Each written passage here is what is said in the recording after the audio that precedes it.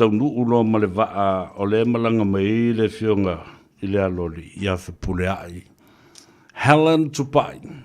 Tatele koe oa sisi vaenga Helen na le ta wheiloa i lava ta whatalofa ta wheiloa ia ma ofolo fatu ia toe whatalofa atu whaafitai mo le teimi o whaavanoa mai ona o te loa ele o toe pō se lilo o teimi uma ia sa o maua mai le avanoa Helen ele ave se o e watu o taulangi ma le po ia le swafa Fepulea'i ma le Tupa'i ele ave se o e malo mafaufa sa o taulangi pe o pese pe ina ia lo fangia Samoa lea e yeile la tau whaalupenga o tangata sidi na tali malo le lei nei lo isi a Samoa isi vaenga le atunu i New Zealand nei. A leo te tau whaalongolongo tupea ua tau lei ma se pepa o tutoe ma se hawa noa whaabalo se fumanria lo fionga Fepulea'i a lo lava whaabalo. Na lo lava se pola o fionga lo stunga ia savea ia whape foi le malu o Samoa lo whaafonga mai nei a uli ne aso vi ele li o tatu toi whelua man manuia lu manua le o tuanu whaaftai na lo whaaftai i ngā ruenga le lei sa whenga iai o tō whaiva alo whilima me se lava lau whionga le tamaitai whaatonu o le tātou au whaipese la wilo le signature choir ia nā mailo vai aso a wata penanga muli a ole i a ngai mai au kilani nei ia whaaftai ia o le vai aso le li ia aftai le i mau pele wala malo se fai ai fe au ma watu i ngā luenga au ia wata o singa ainga foi ia na ia le vai taimina o malanga atu i au kilani le astofi no malanga atu ai ma to whenua i ma to o fai pesi au kilani i oi o ne hanga ia fai matoa o ngā pese ia mau foi le avanoa whaafitai matoa mau foi matoa avanoa na matoa i le breakfast i le tai au i lunga le TV. Ia. Na ia vanoa whaarona ia awafo i le whaamoe lo silafia e malo tatoa tunu. Ia o lo taulo matuai alma whanau a Samoa. Ia ma Pasifika. Ia. Le ala se tala lata mai le tulanga o iai ia ni no fo o avanoa po no fo lo mnao mia te tau peo no whaatumu mo whaatau e le mamalu le atunu. O lo ia le avanoa o mo to silafia o Texas ia le na amata ile tailua se fulu. Me watau mo watu ia tickets na la fa nga solo alaya toto ia tickets na tau lua se fulu. Ia ai o mana o tangata ia so iluma ia alfu ilunga ia tau tickets. Ai lo mato fa mi lo fa tu ia 5 double passes mo lau sunga o ai o lo whaafonga mai taimi nei ia tu atu i lau sunga ia e whai lo whaasoa po lan me whina ngalo ai ia o matu wha mea lo whana ia i moe lo whaafonga mai i le tato po kalame. Ma lo whaafonga o lo uto whaafonga mai le mamalu o Samoa 5 double passes o le saulina? 5 double passes tu atu i lau sunga o la me fili ai tasi fina ngalo to sunga ia man malo to letio ia la kapena a lo la o falo ngolongo mai le o sa no sa o mele fionga ile fatonu e 5 e Pulea'i ai kamale le la ma kengele le ia o lo fatu fo ia toe awa ele la o maua no fa pena i Samoa me se foi lo fionga le tamaitai Pulea'i e o ai e tapo ia ma whaalongo i le matua i ngā tāleni le o iai ta ma whanau o Samoa i lalo lau ta i ngā mese Samoa e talutonu tele le mele o le pese a o vo i me o vi inga e talutonu vo i Samoa i ona talutonu ngā whakerisiano mo le talala tusi o le pese le ami o tonu o le tatalo lava lea e le inisi vi inga e siri atu ona e whai mai o le atua e la vi inga. E iai ni pese lotu whaakirisiano whaalenganga o umara tā pena e le tau. O le a whaafonga i Samoa le konseti lea. E ai le pese, i pese i esulto. E ai le pese lotu len pai. Ia o pesu na o tango fatu. Ai o pesu na o mawhauwhaunga ma o totonga mai salamo se lau luas futasi. Right. Whaasanga e o matei maunga o whea o mai o lo fsosani mai le li lea le na fai le langi ma la langi ia le taimi na tusi ai na pese ia o staili o le Fepulea'i le tausanga lea tusi a taimi na o toi lockdown fo ia o toi tapunia fo ia tātou i New Zealand i mele le fa ama i le lo fa lave tele la langi COVID ia o fo i le vai tau le o na punga ai le maunga mu lea i tonga ia ma le vai tau fo ia ua ua amata le tau lea Ukraine ma Lucia ia o la mona na i tangata i vai taimi na ia malo o tangata pe o toi popole loto po la me o tu pela mo fa pe ia ma fa la ia po o lata mai le taimi le tele ana tala no ia tato ia ai toi ma fa le ai o le atua na fo ni ia ala fa longo tu lau tawana tang ia len toi fa wai tele ia ala fa longo tu lau o le ngot pese lo swani talo fai au te mo ine ia se avando al mesila le mo mai tiketia ole a tu ai mai mo matapu ai fo ile it almost sounds like a song that was written through the time of uncertainty ile le mautonu le mafau male lo tonu po le ale mele o mai pe ole ngangal na le te tau mar ai ole mali o lautala o to ele famna tu mai te au sa ilinga tonga le teino mana le lei na lu ai mafonga mutia ma me o papa su e mai se ai lo tu ai follow le to ino tu pola i tu ai lo matu tu malo ma no i lo to fanga i no papa fa mai no ka i mali fo i lautala ya na sui ele ngole tene ya mai a mana le lei ya tala leo mali ele matango fie matango fie le na tala wa sa no mai le mafu anga na la yo na tusi le pese ta se mai la ia le Olo no winga wa tilo nei le Spark Arena, you're looking at around about 10,000 capacity wise for you fa tu winda o sa o le le lo so noanga se full wa fe tanga se nei ai au ma fo le al beta alonga le to le fa mai at nei ai fast full va wa fe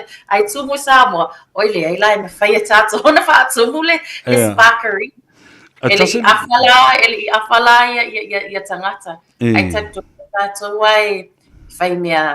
We take our time. Yeah, o tato. Tato alfa to anga tato malo tato no. Yeah, I must for ya tu motu. Yeah, le taimi e sauni e. Yeah, o wa tato e masani le melana e tu o the leufa Britannia for we procrastinate. Ringo natala e fai me tu tele upo le tu e fai ai o balanga.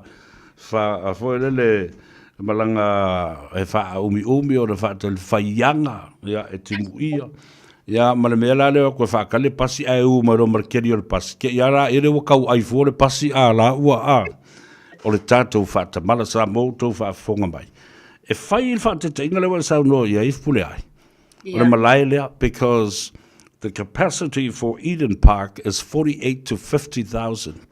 Yeah. Ale mele na fai nei I to titiao o le fast furu lima hafe tangata. O lo nowi.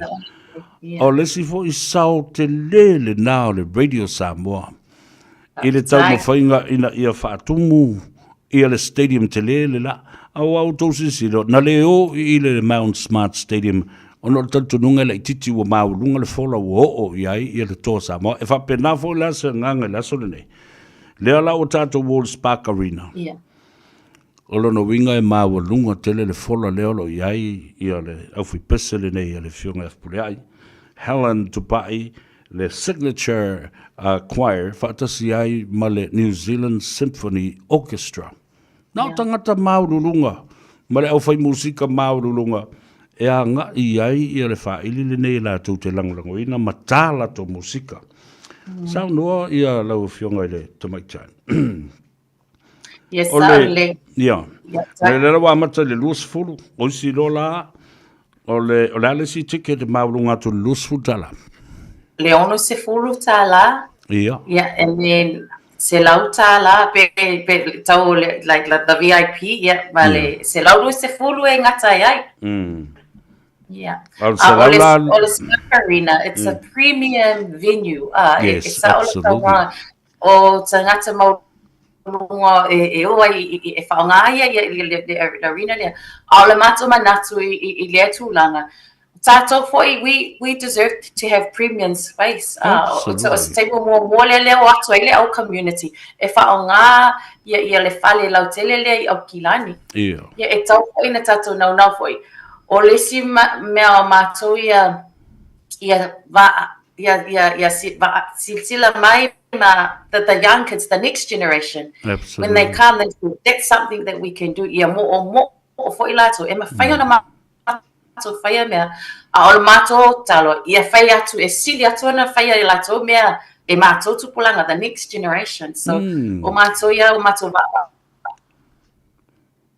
ai, I mātou mātua, ia o tangata o Fepulea'i and have done the thing. Yeah. We've been inspired, so we want to do the same thing for the next generation. That'll fine. Is so Spark Arena. Yeah, the one person that comes to mind for I but pena tatal no for sa o fatal no ina for lava. Ile telo to sanga o vai a o ia ile 5:31 p ai na so wa o teimi a matal na le limatol tas. O le sunga engelise ete. You know, I wonder if he's still around down there, or what is he up to nowadays? Yeah, ole afiunga la ya tuilangi engelese ia lewo o lecturer I Massey University Wellington o lai o ngā lue pea ia engelese ia tuilangi I le mele tau wha musika o ia la ana amata mea I Wellington taimina ngā lue ia ona mātua to ina malo o resuscitation ete ia o ia o la iti o va ai atu I ona ngā luenga ia na mo fo luanga I want to be like that. And so now lewo matutang fai o te mana o fo ia ba sila mai ia tupulanga Samoa they e mo fo la to ia I sili atu na fai la to mea what we're doing now. Malo va tai ma tonu e le onge tupulanga Samoa e ile nau ta inga le na e fia muri tai ya ma soli muri a ao I ta leni sa fia. You know, what a great vision that was. Le ngatal nawal was atu tulangi ete a lewa tulai mai fo I oe mai o tonu e fo nisi ole a muri mai o tua ma manatu e fa o pea lea fa mo le anga ia tulu mana mai si fo tupulanga muri mai. Onas full tala valus full tala si o se lau luas full tala o tickets na o no toye Samoa. Ia malea ungani atu o le whiunga Fepulea'i, le whaatonu, ina ia mawhai o na tātou. Ioe, make an effort. Tasi le nā me sili o na tāu, le utou whaafonga mai. Make an effort. Tusa lei a tā longa. Male tā leni lea o le a tātou o tāpua I ai ia le whiunga Fepulea'i, ia ma lana au whai pese. Lau whai pese a tātou, lau whai pese a Samoa, lau whai pese a Pasifika. Lea o la iai. Ei nisi mawhaufonga tā ua o nā tia I le mawhai o na au mia mai lau whatu e te tau o na whailo I lau lava I a te tau I lau lava taimi e te mana o e whailo ai le whunga tia I a Samoa. Is there anything that is deeper in your heart that I haven't been able to bring it out that you think it will be in your own time to do so? I think this opportunity that ele mawan o tātou ai masani I pese e wha longo wha fonga I au whai pese ma musika ai o se taimi mua lea o le a wha fonga e le mamalo sa mua mai o le a awaia I le afiafia I le whaaili le o le New Zealand Symphony Orchestra. Whaatasi mau tātou pespesenga. E langona lava, I know for myself and people that e te langona fuale loto no o tangata e toi manatu I whātunga. manatua I mafutanga matua pespesenga, it will bring you back. It's such an emotional time. And I invite you to Savia Famole, to come to our rehearsal on the Thursday, and then you can experience it, and then you can tell them how you feel. It's such a magical experience. The first time, orchestra, there were, everything because never have heard it before. And when the first time I did it, and I said, "Oile, I like it. I want to fungun malu Samoa. Itu enga musika lela ese tal piano, ese tal fa I atalo orchestra. Ese fo ila fa alangona la oi la fa funga." So, and I really wanted to share this. So, so that we can share this. So I'm really excited for you to come to our technical rehearsal, and then you can share the joy that you are going to feel from it.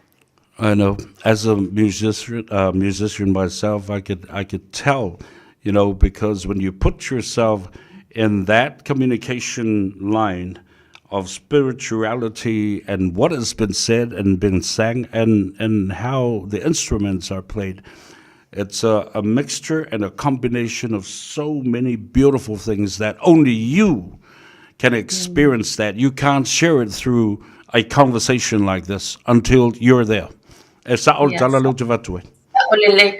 tato pese e ile o visi o tato mato pese le fai o manu o le vaveao na tu sia il sunga ya mai ava hanken e ai manu o le vaveao tau sani funga la ai a fa alongo la fa leo ngo instruments here le flute te fa alongo la le mai le manu so o mea o mana I o fo ile ngolo le sami I upu ia le pese le lo sosoani ua lolongo uma le fungasia ngalusina le moana ua toa mapa ia ai te fa alongo fo I fa leo ngo o le selo ma le violin e ngolo atu ia leo o la au. So it's something that really e matua I toi pu e mai I fa leo ngo o la au ia Yeah, I saw the lea, o le Ingilisi le tatu talanoa nei ai malangangana Peritania. It's a universal language. O le ngangana e tawa o whai ai tangata umo le lalorangi. Lona lua ngangana international language o lo of so tai ai tangata umo le lalorangi. O le musika. O le pesi. O le sa vali ma le nganga e momoli e ala I whatunga. I look forward to being there and experience that. O leu te wawa, o whea e whai I lau tō rehearsal lea? O ili Spakarina le aso tofi le aso lusu toru. Yeah. Ai umana na meli atu ila sunga le taimi, yeah, na ia mwhai ona ke foi awal wakse se lau whalongolongo mai ka kua kungu. E whai ako le rehearsal e ka kua kungu lau kumu mai o. Ele whakanga o ko le rehearsal wha more ngā wa. E whakanga o ko le so luful wha, e ko kongi le tike, sorry. Ia, the late, o nai minute o lo tutoe, ia, la whatu I lo fionga I le alo li. Pulea'i, ia, wa fo le whaafonga mai, a inga, wo mai masani, o tausonga, o ekalesia, ia, pa I malu atu ai, ia, le sa vali ma le finangalo le fionga le Fepulea'i, ia, awa, ia, le wha moelo, loma nei. Haftai lavela sunga savia. Malu o Samoa, mai le taele o lo loto, me loto maulala tau sanga atu, ia tato awai whaatasi, I le wha moe, o le mana moana, o tato malama le ngoa mana ata, ulo mana wala ngona uma, e tato tua Ye wo fight langi lato folanga ya lato wanganga ya manuia ya le lumana ya tato Samoa. So mana moana, a show that we really want everybody to come. Aso lo se fulufa, NOV melia se farele, afale fitu, lo ia lo toya ia tickets tai lo se fulu. I bet what a lot. It's not that many. Ina nga ila ia ilunga ia so tai ia le letio fa tai le fa foinga letio fa tai radio Samoa mo ava no fa auro matomoa.